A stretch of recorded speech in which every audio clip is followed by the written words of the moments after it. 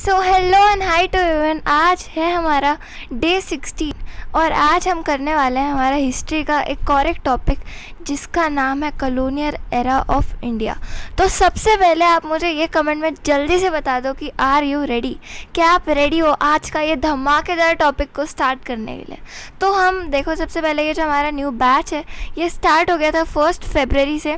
तो अगर आपको ज्वाइन करना है तो कैसे ज्वाइन कर सकते हो, कुछ नहीं करना, बस ये जो चैनल दिख रहा है आपको ड्रीम योद्धास, इसको आपको करना है कुछ इस तरह क्लिक करके सब्सक्राइब एंड आप ज्वाइन हो जाओगे इस बैच में एकदम फ्री है फॉर क्लास 6 और फॉर क्लास 9।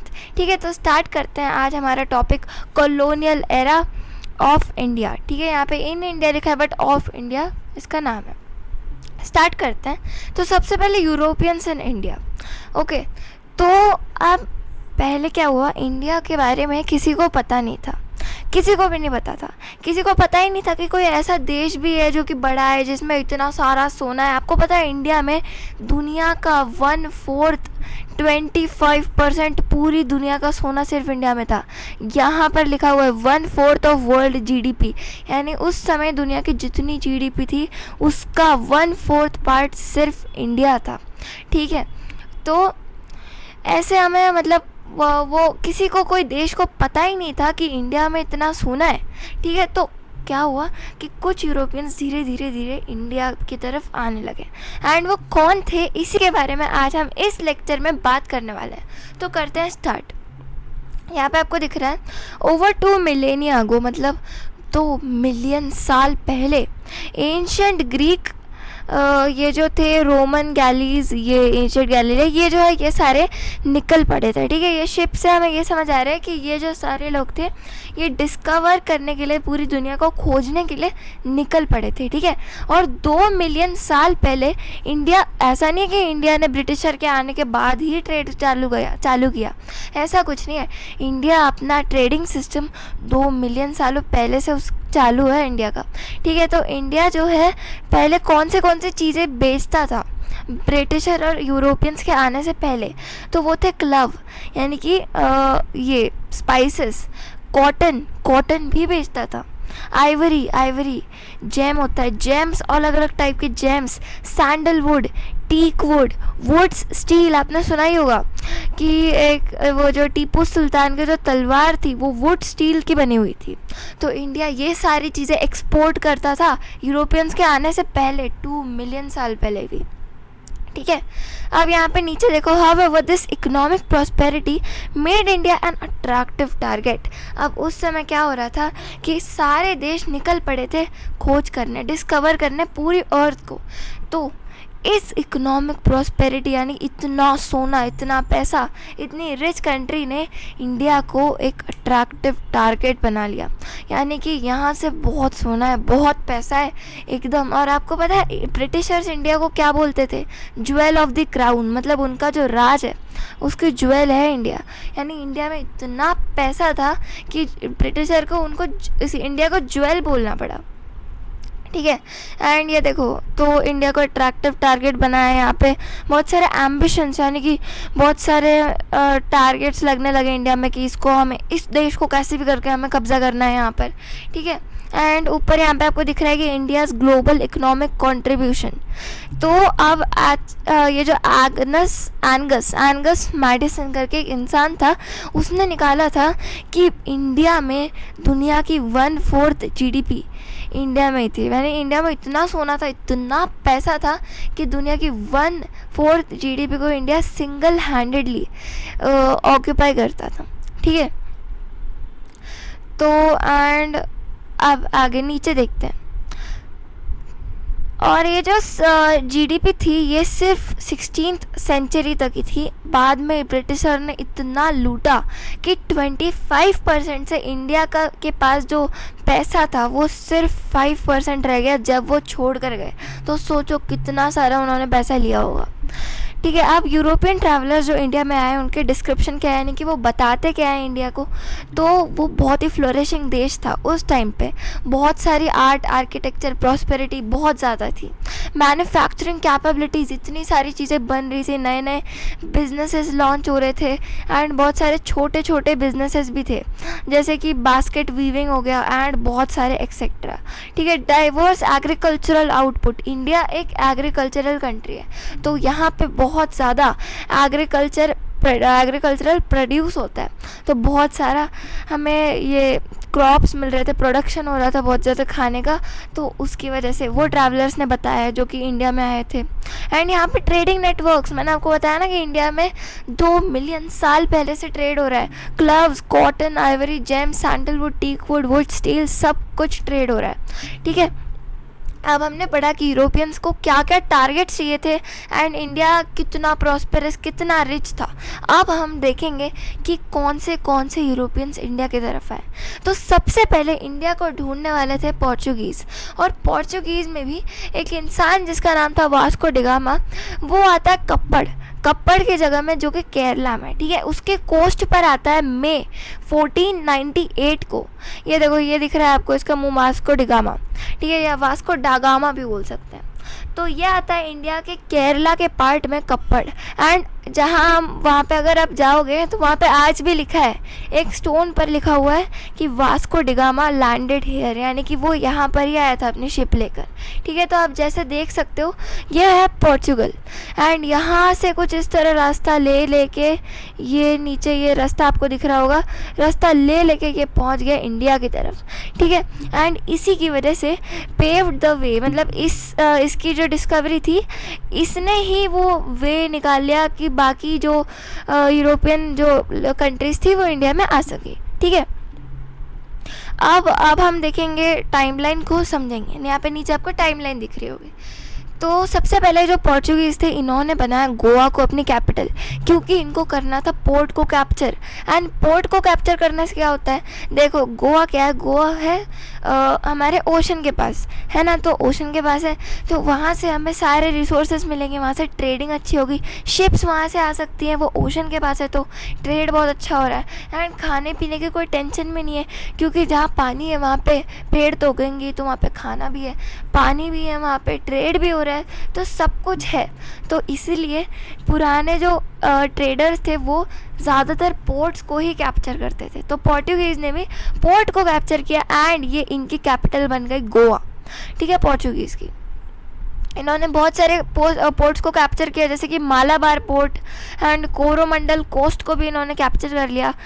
ठीक है। एंड इन्होंने स्पाइस ट्रेड में अपनी मोनोपली हासिल कर लिया, यानी कि इन्हें बादशाह माना जाने लगा स्पाइस ट्रेड का। ठीक है। और नियरली अ सेंचुरी, मतलब 100 सालों तक करीब अबाउट 100 ईयर्स इन्होंने स्पाइस ट्रेड में सबसे ज़्यादा आगे थे। ठीक है। ये अब हमारी बुक में जो है जीडीपी की डेफिनेशन भी दी हुई है। तो जीडीपी का मतलब होता है ग्रॉस डोमेस्टिक प्रोडक्ट। तो इसकी डेफिनेशन यहाँ पे लिखी हुई है कि a measure of the value of goods and services a country और the world produces in 1 year, यानी कि एक अनुमान, एक जस्ट मेजर गुड्स और सर्विसेज का वैल्यू जो एक कंट्री या फिर पूरी दुनिया प्रोड्यूस करती है एक साल के अंदर, तो उसे बोला जाता है जीडीपी। ठीक है।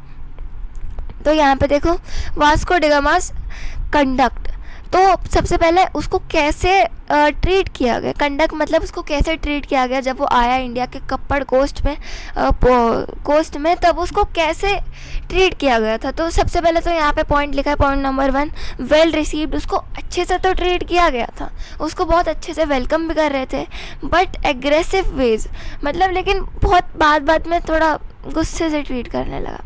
एंड ये जो पोर्चुगीज़ हैं ये फेल हो गए एस्टैब्लिश करने में फ्रेंडली रिलेशन। ठीक है। ये मतलब अपना बना ही नहीं पाए रिलेशन कुछ, एंड ये बहुत फेल हो गए, इनको बस अपने से ही मतलब था। ठीक है। और ये सब अपना ही करते थे। इन्होंने क्या किया, इन्होंने किल कर दिया इंडियन मर्चेंट्स को, जो भी थे इन्होंने सीज किया, टॉर्चर किया और मार डाला, इसलिए इनके कोई रिलेशन इतने हुए नहीं। ठीक है।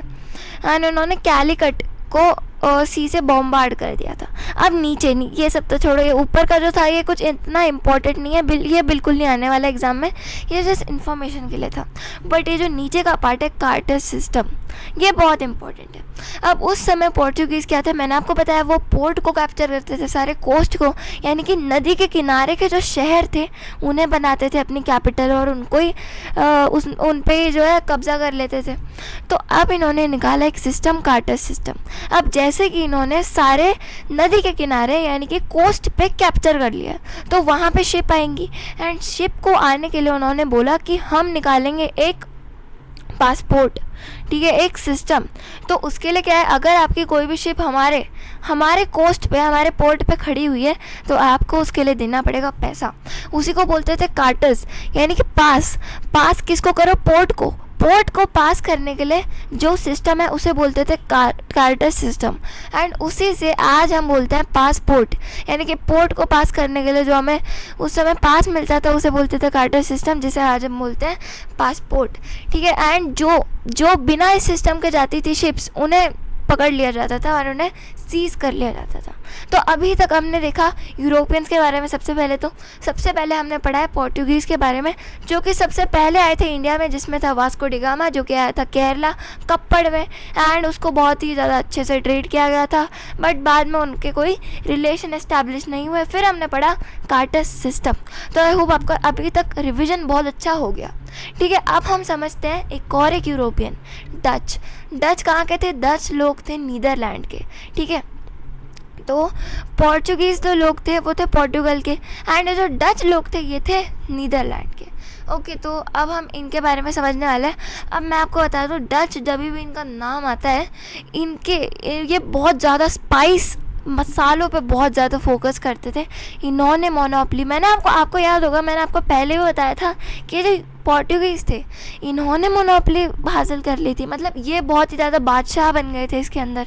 बट नहीं, बाद में डच आए तो उन्होंने पूरा खेल ही पलट दिया, एंड इन्होंने सबसे ज़्यादा स्पाइस की ट्रेड करी थी, ठीक है। तो इन्होंने सारे क्लव एंड बहुत सारी ऐसी चीज़ें जैसे ब्लैक पेपर एंड ये सारी चीज़ें ले ली, देखो, ठीक है। तो यहाँ पे लिखा भी हो, unlike Portuguese who focused on conquest, Portuguese जो है वो ज़्यादातर कॉन्क्वेस्ट पे ध्यान देते थे, यानी कि कब्ज़ा करने पे, पर डच इनका ज़्यादा ध्यान स्पाइस ट्रेड में लगा हुआ था, ठीक है।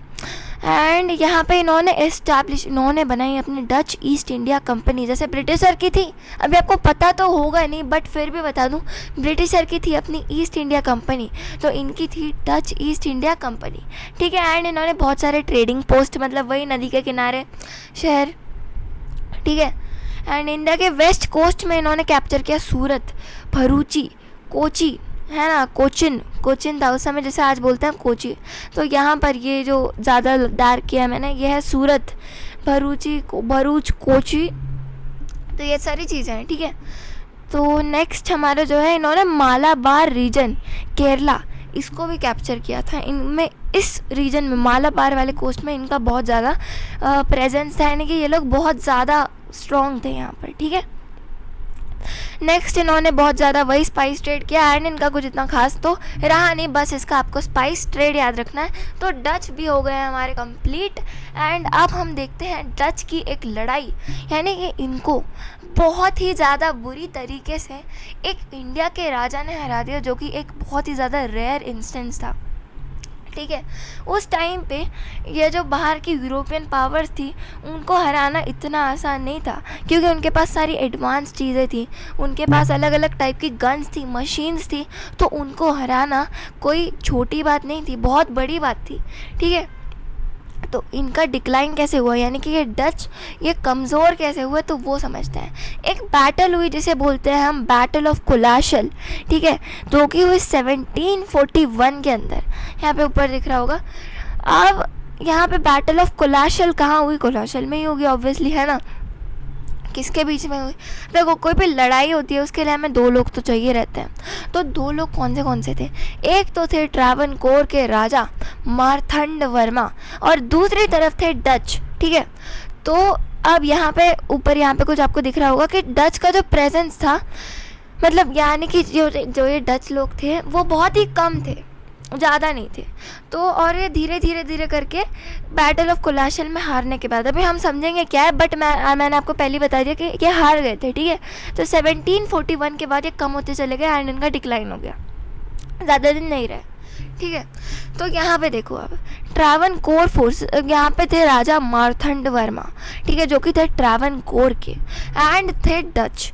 एंड ये मार्तंड वर्मा ने एकदम बुरी तरीके से डच लोग यानी नीदरलैंड के लोगों को हरा दिया एंड ये जीत गए। एंड ये सिर्फ इकलौती ऐसी लड़ाई थी जिसमें कोई इंडियन राजा कोई दूसरे यूरोपियन के ऊपर जीता था। तो ये बैटल हुई थी 1741 में। यहाँ पे लिखा भी हुआ है, rare instance of an Asian power successfully repelling a European colonial force, ठीक है। अच्छा, मैं आपको एक बात बताऊँ, चैप्टर का तो नाम है कॉलोनियल एरा ऑफ इंडिया। अब एरा तो आपको समझता है कि ईयर होता है, ऑफ इंडिया पे समझ आ गया, बट ये कॉलोनियल क्या है? कॉलोनियल का मतलब है होता है कि अगर कोई दूसरे देश के लोग एक देश में आकर उसके सारी रिसोर्सेज के ऊपर कब्ज़ा कर लेते हैं, उसका पैसा ले लेते हैं, उसके सारे स्पाइसेस मसाले सारे लोगों को कंट्रोल कर लेते हैं, कैप्चर कर लेते हैं पूरी तरीके से, तो उसे बोला जाता है कॉलोनियलिज्म एंड इसी को बोलते हैं कॉलोनियल पावर्स, ठीक है। इसीलिए इसका नाम दिया गया कॉलोनियल एरा, यानी कि एक ऐसा टाइम इंडिया का जिस टाइम में इंडिया को सारे अलग अलग पावर्स सारे देशों ने कब्ज़ा किया था, वो टाइम, ठीक है। अब यहाँ पे कुछ इंपॉर्टेंट की पॉइंट्स दिए हुए हैं। लिमिटेड डच प्रेजेंस, पहली बात तो डच बहुत कम थे। बैटल ऑफ कोलाशल हुई जो कि एक टर्निंग पॉइंट था। डिफीट हो गई इनके ट्रावनकोर के राजा मार्तंड वर्मा से एंड ये रेयर था बहुत ही ज़्यादा एंड डिक्लाइन हो गए डच। आई होप आपको समझ आ गया। नेक्स्ट हमने अभी तक क्या क्या देख लिया है, Portuguese and Dutch are complete. अब हम देखने वाले हैं फ्रेंच भी थे। फ्रेंच कहाँ के थे? फ्रांस के थे, ठीक है। तो French entered India letter, French बाद में आए थे इंडिया में एंड इन्होंने अपना जो पहला ट्रेडिंग पोस्ट, अब देखा मैंने आपको बताया ना, सारे जो लोग हैं वो ट्रेड क्यों कर रहे हैं? क्योंकि उन्हें सामान ला ला के बेचना है। मैंने आपको बोला ना कॉलोनियलिज्म क्या होता है, जब कोई दूसरा देश किसी दूसरे देश में आकर उसके सारी चीज़ों पर अपना कब्जा कर लेता है, यानी इन लोगों को करनी थी ट्रेडिंग, तो ये इंडिया की ही चीज़ों को लेकर ट्रेड कर रहे थे, तो इसलिए ये सारे ट्रेडिंग पोस्ट बना रहे थे। तो इनका जो पहला था फ्रेंच का वो था सूरत में, ठीक है। पौंडीचेरी में भी ये बहुत ज़्यादा थे, तो सूरत पौंडीचेरी में ज़्यादातर थे। अभी फ्रेंच जो थे ना बड़े चालाक लोग थे, जो चीज़ें ब्रिटिशर्स ने बाद में की ये इनके दिमाग में पहले से चल रही थी, सबसे पहले से इनके दिमाग में सारी चीज़ें चल रही थी जो कि ब्रिटिशर्स ने बाद में करी थी। तो यहाँ पे आपको दिख रहा हो एम्पायर प्लान्स, चालाक तो थे ये बड़े, बहुत ज़्यादा चालाक थे। तो इनके गवर्नर जनरल थे जिनका नाम था डुप्लेक्स नहीं बोलते हैं इनको, डुप्ले बोलते हैं, जो कि 1742 से 54 तक थे, डेट की कोई ज़रूरत नहीं है, ठीक है। जिन्होंने स्ट्रैटेजीज लगाई बहुत सारी, इन्होंने जो है इंडियन सोल्जर्स को ट्रेन कर दिया यूरोपियन टेक्निक्स में एंड इन्होंने फिर अपने ही ये इंडियन सोल्जर्स की मदद से ही इंडिया के राजाओं को ये हराते गए। तो जो कि ब्रिटिशर्स ने बाद में किया था, इन्होंने ये पहले कर लिया। Strategy of indirect rule through puppet Indian rulers, जो ब्रिटिशर ने पॉलिसी अपनाई थी पपेट रूलर की, आपको अभी पता नहीं होगा बट मैं बता दूं, ब्रिटिशर बहुत ज़्यादा यूज़ करते थे पपेट रूलर। एक लड़ाई हुई थी जिसे हम बोलते हैं बैटल ऑफ प्लासी, जो कि सिराजुद्दौला एंड ब्रिटिशर के बीच में हुई थी, जिसमें सिराजुद्दौला हार गया था। क्यों हारा था? क्योंकि उसका एक बहुत ज़्यादा इंपॉर्टेंट जनरल मीर जफ़र ने उसको धोखा दे दिया था। एंड क्यों धोखा दिया था? क्योंकि ब्रिटिशर ने उसे अपना पपेट रूलर बनाया था। ये तो बस एक एग्जाम्पल था, बट ये स्ट्रैटेजी जो ब्रिटिशर्स ने बहुत सालों बाद अपनाई, ये लोग पहले से अपना रहे थे, यानी कि चालाक तो थे, बट ये कार्नेटिक वॉर्स हुए। अब कौन आए? ब्रिटिशर और फ्रेंच के बीच में हुए कार्नेटिक वॉर्स, लड़ाइयाँ जिन्हें हम बोलते हैं कार्नेटिक वॉर्स, जिसमें फ्रेंच कमज़ोर पड़ गए एंड ये हार गए, इसीलिए ये कुछ कब्जा नहीं कर पाए, जो कि बहुत अच्छी बात थी। तो की पॉइंट्स एक बार समझ लो। लेट एंट्री हुई इनकी, ट्रेडिंग पोस्ट कहाँ थे? सूरत पौंडीचेरी में। East India Company and empire, ambition इनके बहुत ज़्यादा थे, यानी सपने तो बड़े थे पर कुछ हुआ नहीं। डुप्ले की स्ट्रैटेजी, ट्रेन सिपॉइज और इनडायरेक्ट रूल, और checked by Britishers Carnatic Wars, यानी कि इनकी तो ख़त्म ही हो गए एकदम से ब्रिटिशर के वॉर की वजह से। एंड लिमिटेड टू पौंडीचेरी, यानी कि लास्ट में जो है ये सिर्फ पुडुचेरी, जैसे आज बोलते हैं पुडुचेरी, उस समय पे पौंडीचेरी बोलते थे, तो उस तक ये बस लिमिटेड रहे। अब हम बात करने वाले हैं एंटर दी ब्रिटिश। जिस ब्रिटिशर ने हमारे ऊपर 200 सालों तक राज किया, उसी की हम बात करने वाले हैं। तो ये देखो, सबसे पहले हम देखते हैं हाउ डिड दिस हैपन। अरे भाई ये हुआ कैसे 200 सालों तक। जिस कंपनी ने, एक ऐसी कंपनी आई जो कि इंडिया में तो आई थी ट्रेड करने के लिए, बट धीरे धीरे उसने पूरे इंडिया को कैप्चर कर लिया एंड फिर ब्रिटिशर ने इंडिया को कंट्रोल किया। तो ये सब हुआ कैसे? क्या ये कोई जादू था? नहीं, हमें जाना पड़ेगा फ्लैश बैक में एंड हम जा रहे हैं। ठीक है, तो कैसे हुआ ये सब? British dominated nearly for 2 centuries, यानी कि 200 साल। Many books have dissected the methods, बहुत सारी बुक्स ने बहुत सारे मेथड्स बताए। ठीक है, main aspects of their colonial presence in India. इनके जो मेन मकसद थे वो क्या थे? मिलिट्री को स्ट्रॉन्ग करना था, इकोनॉमिक सिंबल, मतलब इनको पैसा चाहिए था, पैसे के बिना कोई देश क्यों आएगा इंडिया में, है ना। और पॉलिटिकल, यानी कि इंडिया के पॉलिटिकल, यानी इनको बहुत सारे इंडिया के ऊपर कंट्रोल भी लेना था। ठीक है, नेक्स्ट अब देखते हैं फ्रॉम ट्रेडर्स टू रूलर्स। जैसा कि मैंने आपको बताया, जो कंपनी ट्रेड करने आई थी वो आखिर कैसे इंडिया के अंदर रूल करने लगी, तो उसी के बारे में हम समझते हैं। तो देखो, इंग्लिश ईस्ट इंडिया कंपनी से एक इंपीरियल पावर, यानी कि इंडिया के ऊपर कब्जा करने लगी। तो अब इन्होंने क्या किया? इन्होंने क्लासिक कॉन्क्वेस्ट, यानी कि बहुत छोटे छोटे इन्होंने कब्जा किए गए एंड इन्होंने बहुत सारी अलग अलग स्ट्रैटेजीज, पॉलिसीज़, मेथड्स लगाए, जिसकी वजह से ये ब्रिटिश टेक ओवर कर गए एंड इस क्राउन तक पहुंच पाए। Calculated and often disguised as commercial enterprise. अब ये बनते थे बहुत ही भोले, एकदम सीधे साधे लोग कि हम तो बस ट्रेड करने आए हैं, हम तो अपना काम करके चले जाएंगे। तो इन्होंने अपने आप को कुछ इस तरह का दिखाया एंड इन्हें बोलते थे इंग्लिश ईस्ट इंडिया कंपनी, जो कि एक ट्रेडिंग कंपनी थी। एंड ये क्यों आई थी, कैसे आई थी, किसने इसको परमिशन दी? परमिशन तो लेनी पड़ेगी, ब्रिटिश वहाँ पे उनका भी तो देश था, तो उनके देश में उन्होंने अपनी क्वीन से परमिशन ली। तो उनकी क्वीन ने उनको क्या बोला कि ठीक है, मैं तुमको परमिशन दे रही हूँ, ये लो रॉयल चार्टर, यानी कि तुम 3 साल तक जाओ, 3 साल तक तुम देश ढूंढो, अगर तुमने कोई प्रॉफिट कर लिया तो मैं तुमको फिर परमिशन दे दूँगी, अच्छी स्पेशल पावर दे दूँगी, और अगर तुम कुछ नहीं कर पाए तो फिर तुम्हें मुझे पे करना पड़ेगा। तो इनको मिल गया रॉयल चार्टर। अब पहले 2 साल में तो इनका कुछ नहीं हुआ, बट तीसरे साल में इनका इंडिया में हाथ पैर एकदम बहुत अच्छे से इन्होंने जमा लिया एंड फिर इन्होंने स्पेशल पावर्स भी धीरे धीरे लेते गए, क्योंकि इनका प्रॉफिट हो रहा था। एंड ये बहुत ही मेयर ट्रेडर्स, बहुत ही भोले भाले लोग बन रहे थे, बट ये सिर्फ प्रिटेंड कर रहे थे, एक्चुअली में कोई भोले वाले नहीं थे। ठीक है, एंड इन्होंने इंडिया के कोस्ट के ऊपर, क्योंकि कोस्ट में क्या होता है, खाना पानी, ट्रेड, पैसा, सब कुछ होता है। तो कौन से कोस्ट? सूरत, बॉम्बे, कैलकाटा। अब आपने सोचा नहीं कि ये जो चीज़ें हैं, कोस्ट, सूरत, पौंडीचेरी, ये सारे बार बार क्यों आ रहे हैं, है ना, क्योंकि यही मेन कोस्ट थे। सूरत एक बहुत ही प्रॉस्पेरस शहर था, गोवा भी बहुत ही प्रॉस्पेरस था। ठीक है, एंड इनको बहुत ही कम रेजिस्टेंस, यानी कि लोकल जो रूलर थे उनको कोई फ़र्क नहीं पड़ता था उस समय, क्योंकि इंडिया नाम की कोई चीज़ ही नहीं थी उस समय, अलग अलग देश थे बस, तो उनको कोई फ़र्क नहीं पड़ता था। उनको बस ये था कि मेरा राज्य जब तक है वो ठीक है। तो इसीलिए ये लोग, इन्होंने इसका फ़ायदा उठाया एंड इंडिया में आ गए।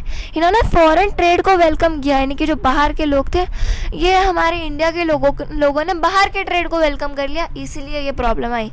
अगर इंडिया के लोग बाहर के ट्रेड को हाँ ही नहीं बोलते तो कभी ये लोग आ ही नहीं पाते इंडिया में।